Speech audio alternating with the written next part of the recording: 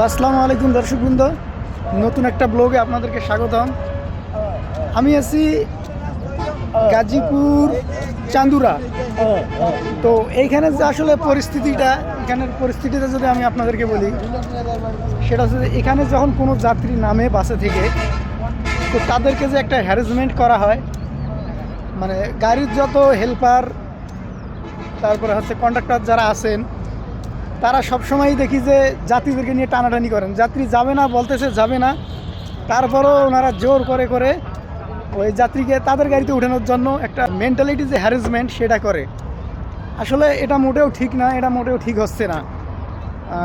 আপনারা যারা এই ঢাকা গ্রাম থেকে ঢাকা শহরে যাবেন বা এই চান্দুরে এসে নামবেন, নামার পরে দেখবেন যে এইরকম একটা পরিস্থিতির শিকার হবে, তারা ডাকবে, তো আপনারা তাদের কথায় কান না দিয়ে আপনারা আপনাদের গন্তব্যস্থলে পৌঁছাবেন।